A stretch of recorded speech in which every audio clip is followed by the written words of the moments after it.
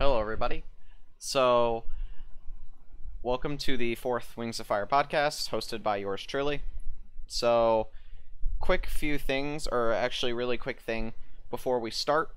As of yesterday, I have started up high school again.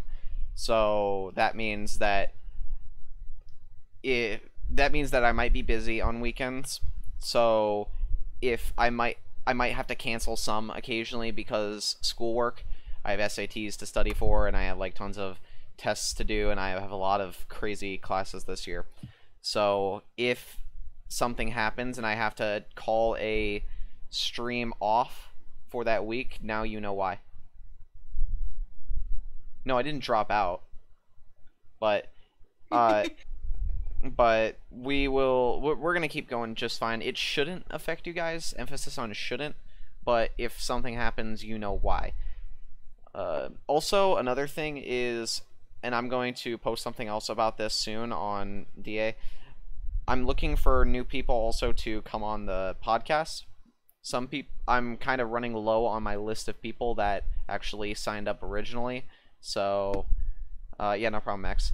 So, that's why you guys know. That's how you guys know. So, let's say hi to everybody here. Shallow Pond, Cougar is here. Hello. Maximus Draconis, you're pretty active in the chat. Appreciate it, dude. We got Shannon Murphy. Appreciate you being here. So, our guest for today is NexusUniiverse. So, yeah. So, she is, she's not the biggest in the community, but I feel like we gotta help the little guys out too, and not just the super popular people come on. We also have to have the bigger guys on too. So, here's Nexus. Go ahead and say hi. Hello, everybody. My name is NexusUniiverse, and I have been in the Wings of Fire fandom for about 4 years now. And yeah, I just draw Wings of Fire because it's a really cool concept, and I really like the series. Yeah, it's a pretty great series. So, like, what else do you do? Is there anything that you do that you'd like to talk about personally, like just to start off about yourself? Sure, yeah. I guess I like reading fantasy books. I guess sort of like Wings of Fire. It kind of gets me hooked on, like, when I was a kid, I used to dream about like dragons and a whole bunch of other stuff. And yeah, it's reading books like this kind of series is really something. It's really fun and inspires me to do a lot of things that I've never really done before, such as like drawing or writing even. I mean, I remember I wrote like a really, really old fanfic, but yeah, that was cursed time. So, funny thing, Nexus actually prepared a list of things she wants to talk about. Yep, So, I did. let's hear it. Alrighty, so this is kind of, sort of, a little bit unrelated, but I'm gonna talk about it anyway, for like mainly art in the Wings of Fire fandom too, because I know that's part of a big thing too. And like, I guess when I give tips to people who are just starting out, I guess you could say, and like, it's something that people don't really get these days, really. So yeah, so like for art, basically, shouldn't really reference or trace art without original artist permission, obviously. I mean, if you want to trace it, you always have to ask the artist first before you can actually start developing in your own style. I would recommend studying anatomy on like Nightwings and stuff. For an example, Nightwing have kind of a big buff. Well, no, I take that back. Mudwings actually have like a really buff chest type of anatomy type to it. Yeah. Like a lion, basically, and I kind of mix that in with cat characteristics as well, because Mm-hmm. Yeah, and for poses, I would recommend looking up like stock images and like animal stock images. Those really help too. And if you're going for like an anthro style, I would recommend looking up just funny stock images, because that always helps me in a funny way. Yeah, I don't understand what's up with stock images. Like, you'll go on Google Images and you'll look at the description thing on the right, and it'll be like a ton of keywords for the thing itself. and it's just kind of funny to read them and just look at them. Yeah, it's actually a really helpful tool for me. At least the newest thing that I'm working on, I had to do like 2 people posing. It was like really funny. It was a really, really, really funny time. And also when starting out as an artist, I bet many people go through this stuff, but you compare yourself to other artists, and it's not really a good thing to do because it really like beats down your self-esteem, and you're not really happy when you draw because you're really constantly unsatisfied with yourself, and you really need to focus on like yourself and for your personal being, not for like others. If you get what I mean. Yeah. Sad man drinking cold coffee on dark winter day. So specific. What is up with stock titles? Like here we got one. I'm looking at it, and it's some businesswoman smiling and holding a gun at a goldfish. Oof. And here's another one where she isn't as happy, but she still has that same gun and that same goldfish. We have a disgusted face, and she's still holding a gun at the same goldfish. Ooh. Then we have a nun playing a guitar. Ooh. We got another gun and a goldfish. We got like this punk guy holding a goldfish in a bag, and there's holes in the bag, so the water's leaking out. We got some lady. We're talking about stock photos based. Yeah, and how they can help art. Yeah. So we started just talking about really, really weird stock photos that don't really mean anything.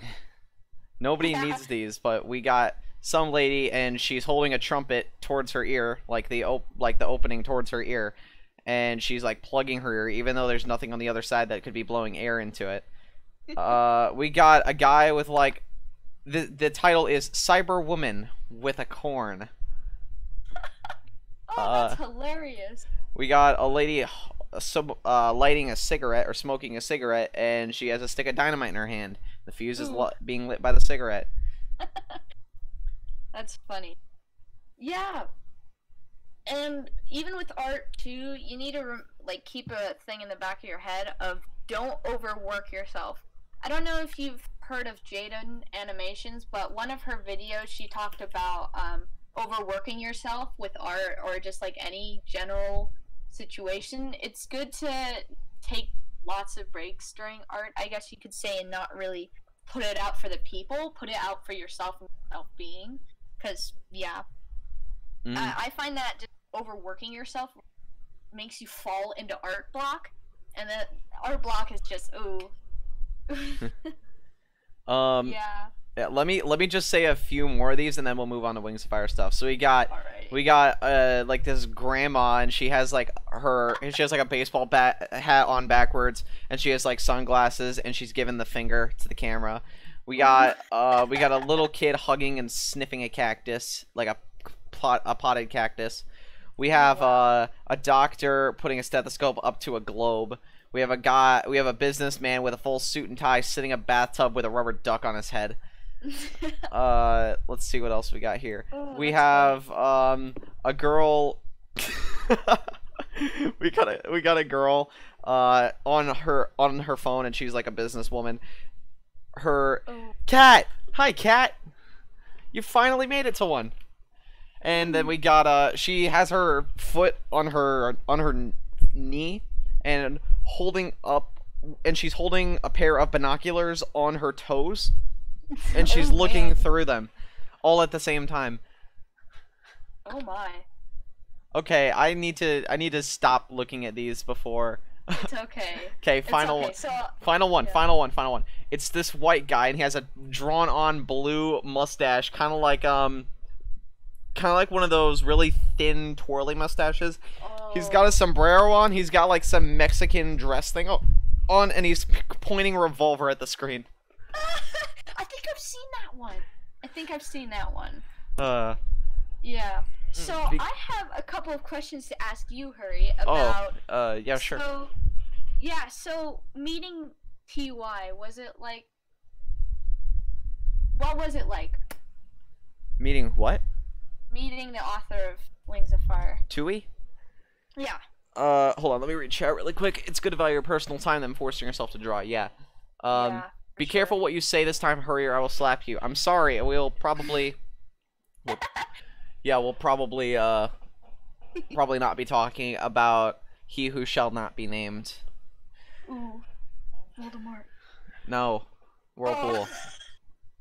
Oh, oh, It's a I don't know sensitive who that is. topic. So, But yeah. meeting Tui, this happened over a year ago, about a year and a half ago now, actually. But pretty much, it was actually one of the best days of my life, honestly. That's It was awesome. really great. We walked in and it was like this outdoor thing, so there were a lot of tents around and whatnot. So she was scheduled to do like this meet and greet book signing thing, and at whatever time it was. So we got there about half an hour earlier. We stood around and we waited, and she set up her thing. We all got in line, and I made it up to there. It was great. We said hi. We talked for a little bit. I got a picture with her. She signed my Darkstalker book, That's and awesome. then we just walked around for a little bit. We got some food, looked around at some of the other stuff that was there. Then she was doing a reading of the prologue of book 10. Ooh. So I got to listen to that early. She had it. She didn't have the actual book with her. She had like her manuscript. It was just pieces of copy paper, Oh and wow. yeah, it was nothing special. It was weird because before she showed up, some lady from a local news station came over and started reading this book to us, and it was like this weird children's book that was about. I can't even describe it, but it was so bizarre. Ooh. So I endured it. I was front and center, and I was probably like 15. I was 15 at the time. I gotta go. It was nice being here for 5 seconds. I have to come back while this is still here. All Alright, right, see you, cat. See you, bye. cat. Tui needs to come to the UK. That's never gonna happen. I have to remind myself that every day. Well, you could come to the United States, but True, but it's kind of an expensive flight yeah, option, and jet lag and stuff is really gonna hit you. But yeah. yeah. Oh yeah, that brings up something. I'm just telling you guys this now. There will be no podcast on September 1st. I'm going to be on the other side of the freaking country. Okay? I will be nowhere near my computer, so I cannot do the podcast. So there will be no live stream 3 weeks from today, September 1st. Just telling you guys now. So when it doesn't show up, you guys are like, oh, whoa, what's happening on? Yeah. Okay, anyway. So she reads this book to us, and it's really weird, and I'm like, okay, whatever. I'm front and center, so there are like all of these people around me, and there's like probably 50 or 200 seats. Then she walks out, and we all like clap, and all that. She talks for a little bit about the series, and then she reads the book. She reads the prologue of the book, and it's the one where there were the two Sandwings, and they Mhm. switched identities and all that. So after that, she took a Q&A session, and there was the typical questions like, what tribe would you be? And she said Rainwings because she likes to sleep all day. And it, It's funny. yeah, she's like, if I could sleep all day and just eat fruit and that's my life, I'd be totally down for that. It was hilarious. And then my question was about Darkstalker, and I asked her, yes, it is. Well, kind of shallow, sort of halfway. So pretty much, my question was about Darkstalker, and I asked her, how does Darkstalker age mentally, or like how does he age? Because his body and his mind are two separate things. Yeah. So he has the body of a 2,000-year-old, but the mind of a 7-year-old. So it really That's clashes together. extremely accurate. That's it. So I believe she said that it kind of goes crazy at like a really large growth, and then it kind of like evens out. So it's very slight growth over time. Interesting. So that's why he wasn't the size of the continent itself by the time he came out. So yeah, he was big, but it eventually kind of tapers off, and he grows at a slower rate. But he was essentially unconscious the entire time, so you know, he had the same Yeah. mental state. Frostkeeper says, sounds like me. I'm almost 15, but still have the mind of a child. Well, stay young for as long as you can, dude. Yeah, staying young is actually a really good thing. Everybody wants to be young again. If Yeah. you, everybody, doesn't matter how old you are, you want to be young. So Exactly. then, then after that, she was like, all right, I'm giving this stuff away, and she was like giving away like this just something, and I got it. All of us got something small. Then I went and talked to her for a little bit, and I showed her Wave, and she's like, oh wow, that's so cool. And we talked about Wave for a little bit, and then I had to go. So that was it really. Got some That's sweet so food from a cool. stand there. Ooh, yeah, that's nice. Yeah, so I have like a Barnes and Nobles near me, but we don't really have. Okay, so funny story. I actually live in the same town as Tsunami Homes does. We've never really met in like person before, but You guys live in the same town. yeah, sort of. Yeah, I live like 9 miles away from her, and yeah, it's really cool. And we don't really have those like events near us. I mean, maybe Seattle might, because I live on the West Coast, and Yeah. yeah, there's not really any like. I would love to meet her one day. That'd be so cool. Yeah, keep in mind that most of her events are in the Northeast. Yeah. So it's really you'd have a better shot going up there. All of her launch parties are in the Northeast. All of them. Most of them are at her local bookstore. Where is it located? I want to say it's Boston. Yeah, that's a long ways away from me, but hey, I mean, I can make it work one day. Mm-hmm. Yeah. Sad Western Canadian sobbing. Oh man. Yeah. Let me see what else. Has she ever come to Canada before? I don't think so. I don't think she's been to Canada. I'm thinking that she might have gone to Ontario and that up in Michigan area where the glove is, but I don't know. I think she's been to Traverse City once, which is like northern Michigan.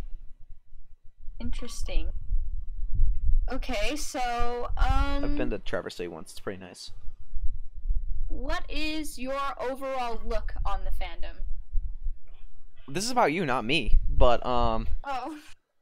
But yeah, I guess I'll answer that too. Honestly, it's better than it was. 2017 particularly was really, really odd.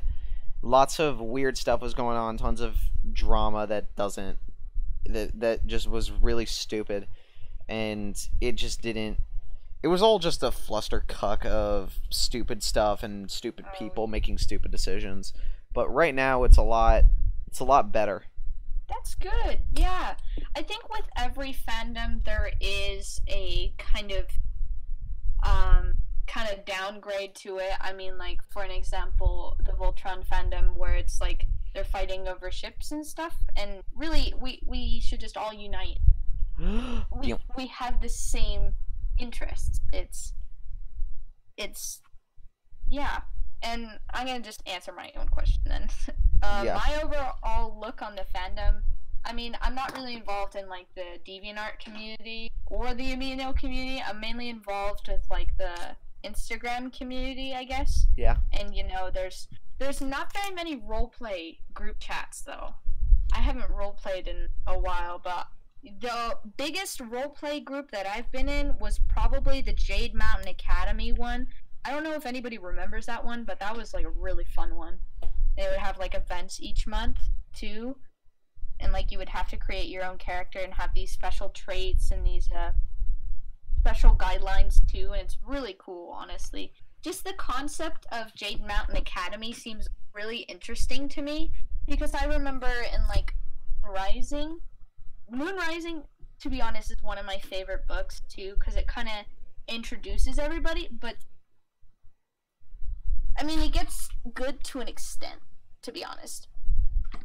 But I do like the concept of the how like each tribe is kind of involved into the school, like the rainforest or any of the hunting ground stuff. It's really cool, honestly. Um. Oh, let's see. Everybody's freaking out about that. They miss it. The big Instagram Wings of Fire thing is Tribe Wars. I've heard of Tribe Wars, I've heard of that before. and I actually did it. In fact, I'm doing it right now. That's awesome. What is it like? So Tribe Wars is really weird. It's run by one guy usually, and it's a multi-day event where you select a tribe and you get land, and you use this, and you have to basically conquer the most land and get the most points at the end through doing not the one Toucan made. Toucan made the original one, but I'm doing the one. I'm the one for Toucan, the one that Toucan's doing. So he pretty much just sets up rules, and there's like different castles or hives if you're on the Pantala map, and your goal is to get the most points possible by doing challenges. So some of the challenges could be like drawing stuff or writing stuff or things like that, right? So cool. And it's a multi-day thing, and it's really rewarding as you go on, and you make tons of friends, and it's really nice. I'm actually on. You ever heard of Biohazardia or something like that? You ever heard of her? Oh, I love her art, man. I'm gonna probably go on Redbubble and like order one of Fathom and Turtle posters that she made. Yeah, well, she's on my team. Oh, that's awesome. Yeah. Yeah. So, you have different roles. So you have the queen/king or whatever. Then you have the heir, the general, and the spy. And then everybody else is just no specific role. They're just whoever they are. So the spy, they just collect information from other tribes. The ultimate goal is to beat every other tribe. Right now, so one of them got disqualified for some reason, and the other team, I guess nobody signed up for Skywings, but there are 8 tribes. So Hivewings aren't a tribe, and Skywings aren't a tribe, but everybody else is. Oh, that's neat. Yeah, so they had to make a custom map for this, of course. But yeah, it's they just have like a hierarchy. The queen or king makes all the decisions, and then the heir steps in when the king or queen isn't there. The general is like a second command overall, and the spy goes and collects information from other tribes. So, yeah. Yeah. Shannon Murphy asked. I don't know if we're doing Q&A right now, but I'm gonna answer this question. We'll start the Q&A in like 15 minutes. Well, can I answer that? Yeah, go ahead. Okay. She said, "What are your opinions on fan tribes in the community?" I mean, like, I guess people want to express their creativity, even more to, from Nightwings or all the regular base tribes. Yeah, I mean, they're really cool, and like, I like how people come up with unique designs of them, and they're all different. Usually, I would think that fan tribes would kind of base off of another, but usually it's completely different. For an example, this is probably one of the popular fan tribes in the fandom is definitely Peakwings. Mm-hmm. I really like the concept of them living in an environment where it's kind of like a bighorn sheep environment. It's really cool.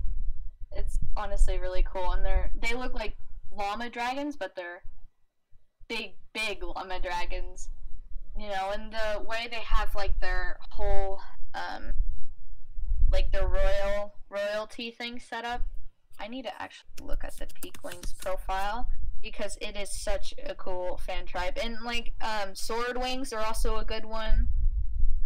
Everybody's fan tribe is really good, honestly, because everybody puts so much time and effort into it, and it's so cool to look at. Mm-hmm. Yeah. And I've never liked the Peakwings, and it's a really unpopular opinion, but I just never found them interesting. I don't like their design. I like the dedication that's been put into the tribe, and that's super cool. But I've never found Peakwings to be particularly interesting or good in my mind. I don't know, unpopular opinion. no, it's okay. It's okay. This is I guess this is a question we put out there. I really like Sword Wings too. That's made by Reborn. The Sword what? Wings. The Sword Wings? Those Yes. that tribe just completely fell off the face of the earth. Yeah, but when I was still kind of active on DeviantArt, I tried to get myself one, but at the time I didn't really have a PayPal or DeviantArt points. But yeah. Yeah, I have a sword wing, but I just don't use it at all. Yeah. The thing is though, with me, I'm really really picky with the OCs that I get because I feel bad for like leaving them in the dust. Cuz usually I have like I would say estimately around 5 OCs and I know people who have like 130 OCs and it's insane. I don't want more than 2. 2 is a generous number anyway. That's why everybody only sees Wave, really, because that's the only one I have that I care about. I have another one, Nimbus, and I just don't use him. Yeah, I use Nexus a lot because I feel like so funny story. I actually I don't know if you heard of them, but they're on Instagram. They're called Milk Mamba. They were used called Earthpaw, but she was the one that actually like the first person who ever drew Nexus. But I was the first one to draw Nexus, and I designed her. And I really wanted to combine sea green and royal blue together because those obviously were my favorite colors, and I wanted to add a galaxy to it as well because Nightwing's galaxy, foreseeing the future, all that kind of stuff goes in the middle. Nexus doesn't really have any special abilities. I still need to kind of develop her a little bit, but I've been drawing like Anthro Nexus because Yeah. And, yeah, I really connect with Nexus because she's my Sona, and it's yeah. Nexus has been in the Wings of Fire thing for probably I'm gonna say 3 years because I had the thought of like getting my own OC, Nightwing OC, when I first started reading the book. Yeah. I like the amount of I like how people really think about what they do with their characters instead of just like, oh, hey, what's the thing? Yeah. Yeah, everybody's character honestly is so unique and creative. Every color palette, every detail of it is really good. Cougar says Nexus is wonderful. That's her power. Okay. Yeah, Nexus is a meme though, like a literal just walking dragon. Yeah, for me, Wave isn't really a Sona. It's not really a reflection of me, because Wave is somewhat aggressive and I'm not. And also, Wave's not very smart, necessarily, but I'm consider myself to be pretty smart. Yeah, it's always good to... Oh, Phantom Chucky, hello. Shady's back? Tell a friend? Ooh. That's neat. Yeah, it's just... Yeah, I really connect with Nexus too, and it kind of... Honestly, it kind of boosts a little bit of my own self-esteem because I can shape this character into something that I really want to be and strive to be, and it's something that I have to develop every time I draw her, and like different positions and different just like different scenes or things that she's doing because I don't know, I just seem to connect with Nexus because I've always loved anything kind of reptilian. Yeah. So, yeah, it's really cool. Let's see. Yeah, I'm still kind of going through my list. I have problems with people always telling me that Frost needs to be a hybrid instead of a full Icewing since he has such weird mutations. Well, I mean, it's a mutation doesn't make someone immediately a hybrid. It's kind of like birth defects, essentially. Just because someone is born without a hand doesn't mean that they're suddenly not human. I mean, come on. Yeah. Yeah, so, I am probably going to talk about the, after book 6, because, I don't know. It seems, honestly, anything that's, like, I would say probably before book 6, was actually like, I guess you could say it was really dynamic and really well written, I guess. And then I guess once after Moon Rising came in, I actually started to feel like it was the first arc, but come to think of it. And yeah, so when Jade Mountain Academy came by and Darkstalker and all that fun stuff, I have been wondering about.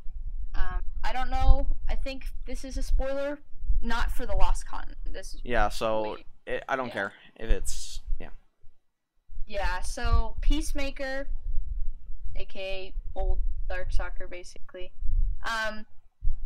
I actually kind of want to see more character development with Peacemaker, even though he's just a different type of thing. But it feels like, I don't know. I just have this feeling of him actually getting flashbacks from his past. We Yeah, confirmed at a meeting or at a meetup that Peacemaker will never remember his past. Oh, okay, that's actually a really good thing. I just want to see him like actually develop and grow into this, nice, peaceful dragon. And it's honestly, I don't know, it's kind of a new spike of character development and stuff like that. Yeah, Peacemaker will probably not have a part at all in the third arc, but will show up. I assume that since all the original 5 will also be showing up again, and their home base pretty much is, well, it kind of switches between Jade Mountain and the Rainwing Kingdom, because that's where Glory is. They'll probably go to Glory and they'll figure out what's up, and then here's what I'm thinking, okay? So so I'm going to say this is at the end of the 11th book, so I'm going to turn this back on. So, pretty much, at the end of the 11th book, and also at the end of the 10th book, pretty much, Moon and Kibli head over to Jerboa 2, and they meet, or Jerboa the 2nd, rather, and they meet Luna. So, so Jerboa gives the whole thing and is like, I think this is our first visitor from the Lost Continent, and they're like, they're real. And they talk about that, they talk for a little bit, they figure out what's going on, and Kibli's like, oh, I know, I have an idea on how we can get you back home, but Luna's like, please come with me because you can see the future and we need your help. So Moon, I believe that she's going to be say okay, because this is, remember when everyone thought it was Blue? Well, yeah, everybody would think it's Blue because Blue's the main character, but it makes more sense to be Luna because Blue needs to stay there to help out Cricket, and that's kind of. I love Cricket. I really appreciate Cricket because I like her personality and her role for like joyness, I guess, and she's like really open, I guess you could say, with Blue, and I feel like that's gonna be eventually a canon ship. I'm not 100%. Yeah. Yeah, and I like Blue's personality too. I like the design on him. It's really cool. Hey, SJ, how's it going, dude? There's no reason, but everyone was like, Blue's a girl. And yeah, Blue, I think Cricket originally thought Blue was female before he talked. Yeah. So basically Blue's a trap, so we can get that out of the way. And yeah, there we go. So, anyway, like I was saying, what I think is going to happen at the beginning of the 12th book, or rather in like the prologue or epilogue of book 12, is Moon, Kibli, and Luna are going to head back to the Rainwing Village. Well, the Rainwing / Nightwing Village. And everybody's going to go there, and they're going to be like, hey, wait, why is the Sandwing here? Hey, wait, what's this really weird butterfly dragon doing here? They're like, oh, this is from the Lost Continent. And they're like, what? No way! So they start freaking out about it, and Luna gets swarmed because everybody's so excited to meet her. And then the new tribe, Yeah, then Peacemaker shows up, and he does his thing for a little bit, and Hope shows up, and she does her thing for a little bit, and then Secret Keeper, Moon's mother, shows up and starts talking to them, and they do all that cool stuff. Then they're like, all right, yeah, we're going to the Lost Continent. And they're like, oh, okay, see ya. And that's where either the prologue or epilogue will end off, and then they'll start heading to the Lost Continent. By however Ghibli says is a good way to get there. Yeah, I find that the prologue and epilogues in like each book, it finds me it's really interesting, honestly, because I don't know, it's just like Thank you a for coming, theory. Frostkeeper. Ooh. Alright, bye, Frostkeeper. Yeah, I just find it really interesting how Tui, she kind of foreshadows it and gets people really hyped about it, because I feel like they don't do that in other books.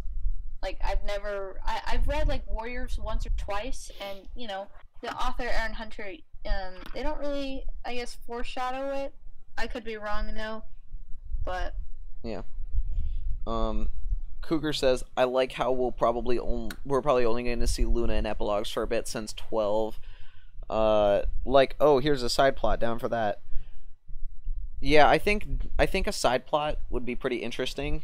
It's basically what was going on with the first arc, because you had like the main thing where it's like they're trying to save the world, and then book 4 adds in a side plot with the false prophecy or the false dragonettes, and that's the whole mini arc, and that's crazy. And then in the prologue and epilogue, you have the talons and stuff like that, or you have, since 12 is about cricket, yeah.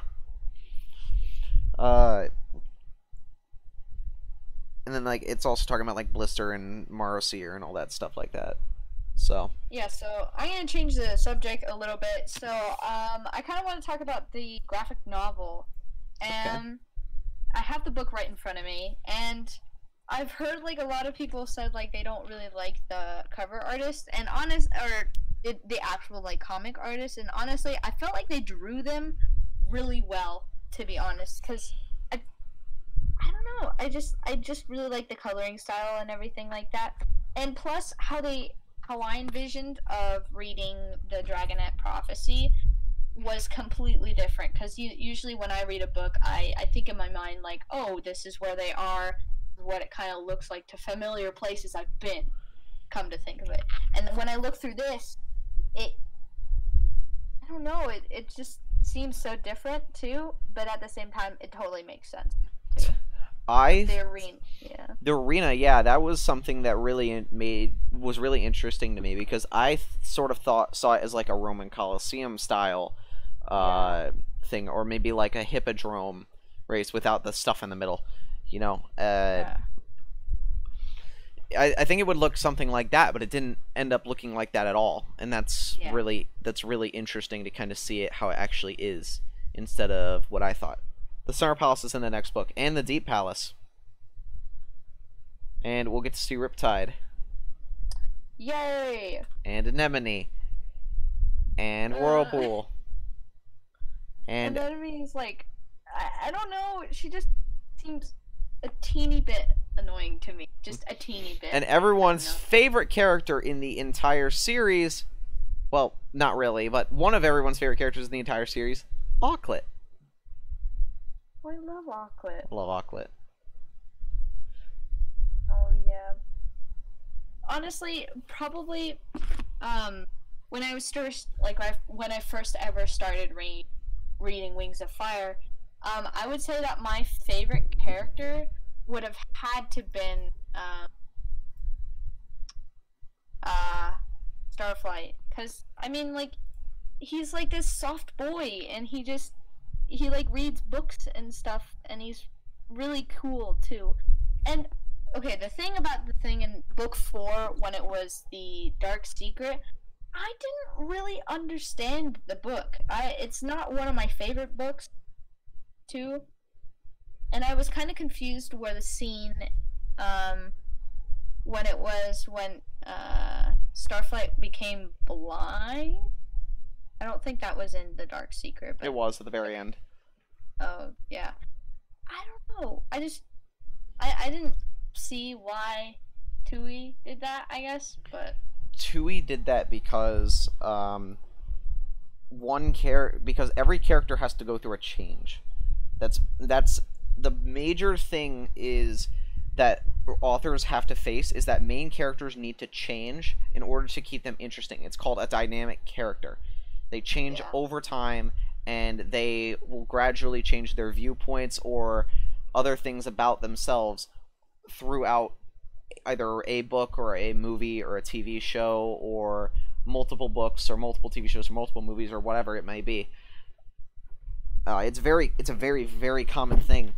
So Starflight had to evolve in some way. Clay already evolved because he realized that he had a ton of siblings, and he figured out where he came from, and now he has peril and all that stuff. Tsunami evolved because she realized that she is the Sea Wing Princess, and she now knows that she has a higher place in the world, and she feels like she belongs essentially with the Sea Wings. Mm-hmm. Glory became the freaking queen of the Rainwings, and she felt like she needed to promote change in the Rainwing society because she thought that it was lacking.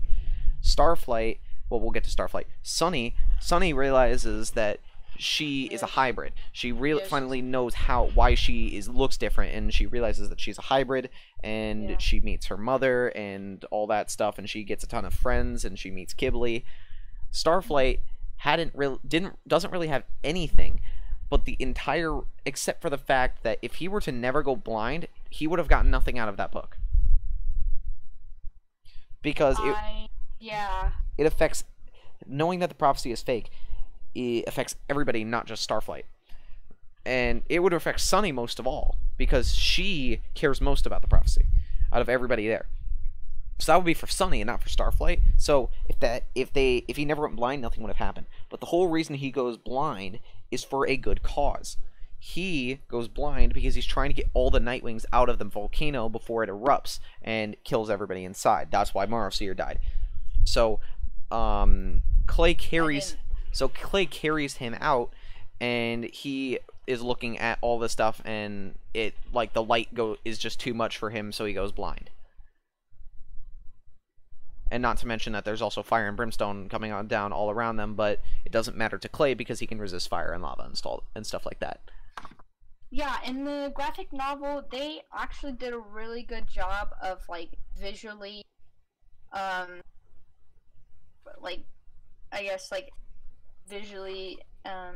entering Marowseer, because he's, this big dude, and I wasn't really expecting him to be, really, really big, but I was wrong. He's a really, really big Nightwing, but in the images, it kind of looks like he's part Mudwing almost, but he's just a really big buff Nightwing. Yeah. Cougar says Sunny has no character development though. She has if you ask me, Morrow's thick. If you ask me, Sunny has the least character development. But it's because that she doesn't need much character development. She doesn't. Yeah. All the other characters, with the exception of maybe Clay, needed character development in some way because they were all pretty superficial characters. I mean, Clay is you can boil it down to Clay's the happy one, Starflight's the loyal one, Tsunami's the brave one, Glory's the smart one, and Sunny's the happy one. So, I mean, you can really boil it down to that, but just being really mad at everything and wanting to kill everything in sight, and wanting to beat up everybody, that's not really a good character. You have to have more depth than that. So they made her a princess, because that also coincided with her hopes that she would one day turn out to be the lost heir of the Sea Wing Princess. So, yeah, and then Glory, she realized that there was a problem with the Rainwings, and she wanted to take it into her own hands, kind of like a vigilante or something, minus the whole law thing. So, Starflight also, he had changes, and Clay had changes, but Sunny didn't really need many changes. That's also why Kinkajou didn't get a book. Everybody wants Kinkajou to get a book, and they're like, but because she's such a good character, and Tui's never going to make a full book about Kinkajou because she doesn't need one. Yeah, and she was in, a sort of coma for the longest time. Yeah. But I was actually kind of happy that she actually got cured or revived, I guess.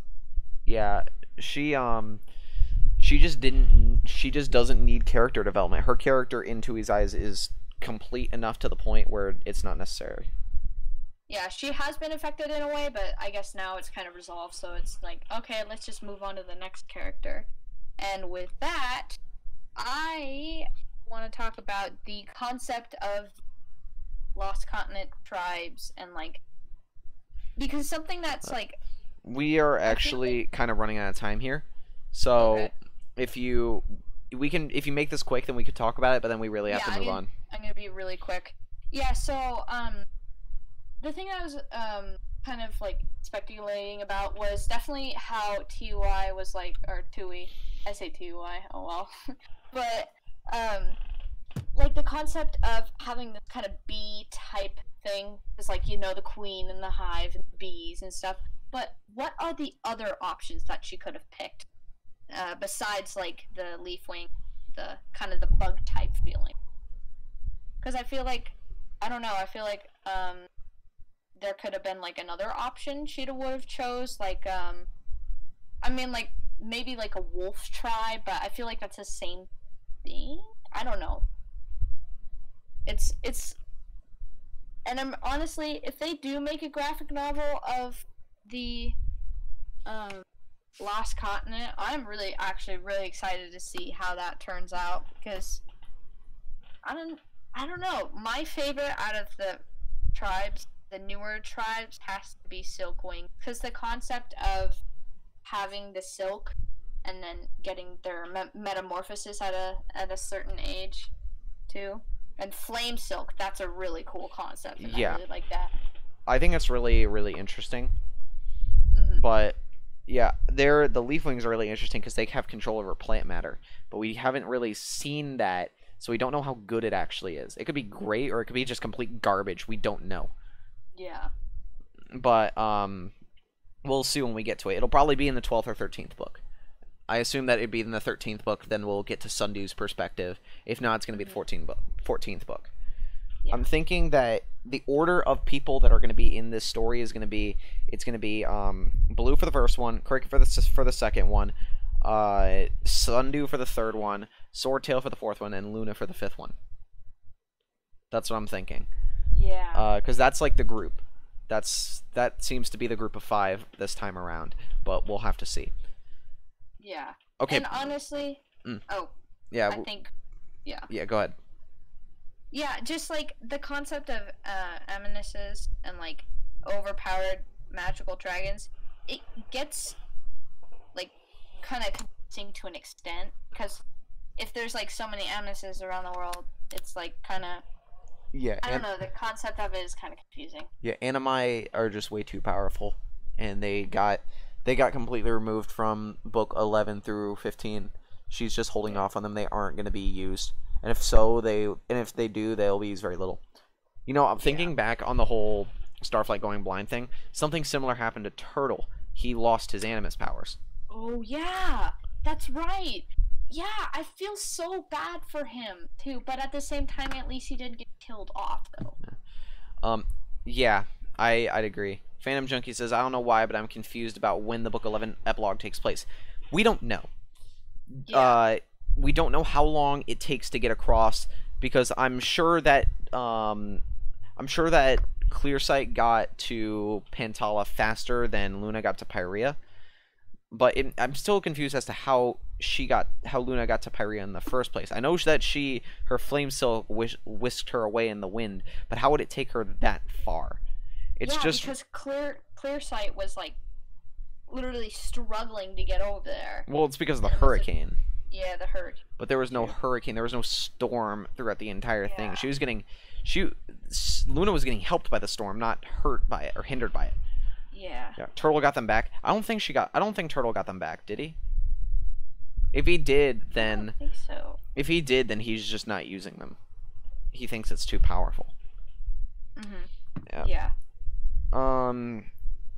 I don't know. Well, you know what?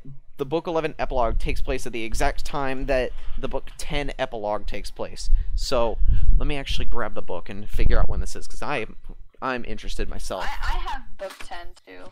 Let me see. Honestly, book 10 was like I would say like the comparison between the Lost Continent and book 10. Book 10 is a lot bigger than the other books. Besides like the Darkstalker Legends one, I wonder if there's gonna be any Legends books. Like, I wonder if there's gonna be more. There probably will. There's a lot of things that we need to kind of go over. I will have to I'll have to figure it out because it's we don't really have any like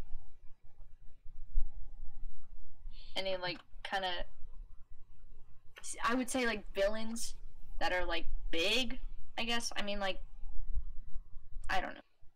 Yeah, it doesn't say explicitly, like it doesn't say blank months later or blank years later or blank days later. It just says epilogue. Hold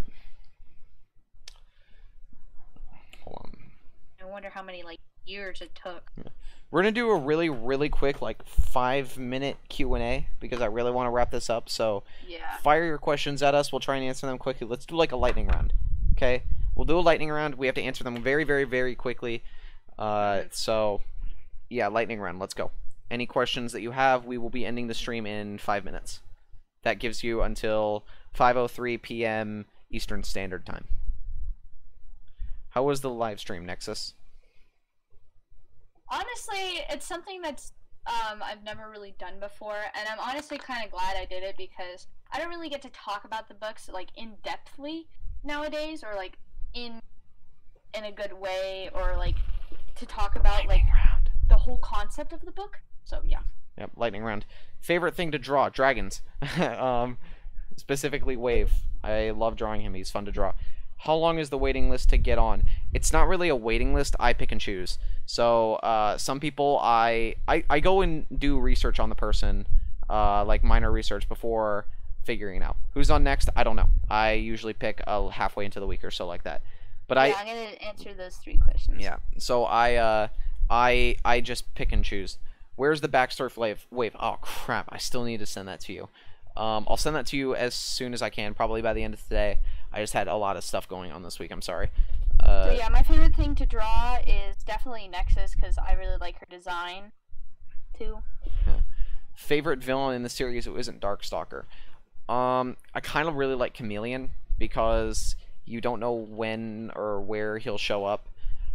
It's just actually my favorite is Foe Slayer. Foe Slayer was kind of a sort of a villain. I like Foe Slayer. Foe Slayer was sort of a villain turned hero because she had a really tragic life, and I really think that's kind of interesting. So I would say Moro Seer and Foe Slayer too, but I mean Moro Seer kind of just. I like Chameleon though because I like the idea of just completely changing forms, and it's really hard to keep track. Yeah. Okay, we'll take a few more questions. We're officially at the 1 hour mark, but I'll let it go for another 2 minutes.